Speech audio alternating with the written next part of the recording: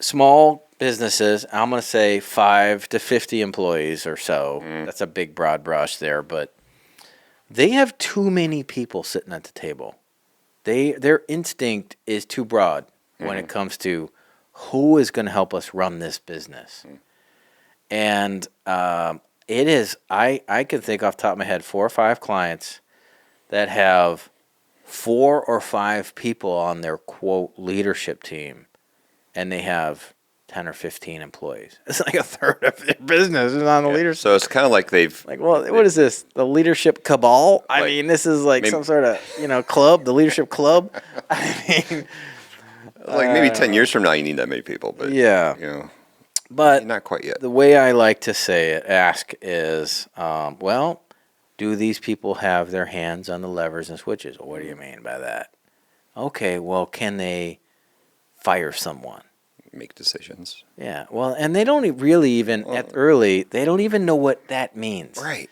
Which is really strange because they're running this business, making all kind of decisions. But we say, do you have people that can make decisions? Oh, Is that because they're in this transition of going, the entrepreneur is doing all the work I think so. and they're kind of transitioning to starting to give that to other people, and that may I be think part of so. it with some businesses. I think it's part of it. You know. I'm just thinking about it. Yeah, I think it's part of it. I think it's also part of it is they are traumatized. I literally think they're in shock. They just fog of that's war. good. They Yeah. just can't.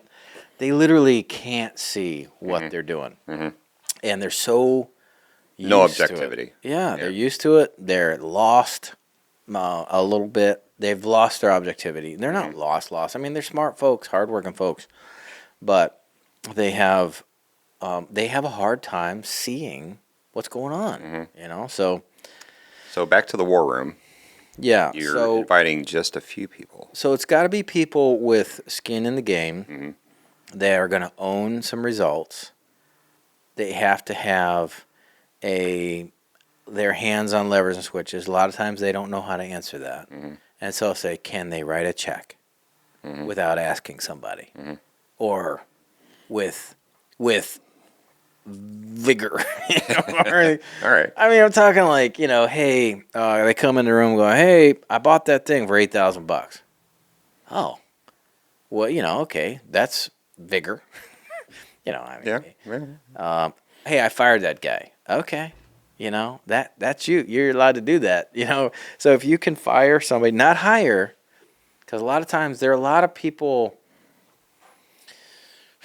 well, there's a lot of people who can say no in an organization, but not very many that can say yes. They're like, okay, we're going to do that. Yeah. There are a lot of people that act as gatekeepers, so to speak, but not very many people have the green light switch. Let's do that. Bam. So that's a good litmus test. And really in a smaller business, a lot of times, now it often shouldn't be. And this is the problem with a lot of leadership teams, is you're bringing people to the table, but you're not letting them do anything. They really don't have. Yeah. They have a voice, but no power. And that is not, that's just confusing. It's not cool. Not cool. It's not productive. It's not helpful. Well, it might be a little helpful because they've got an opinion. They have some observations and so forth and so on.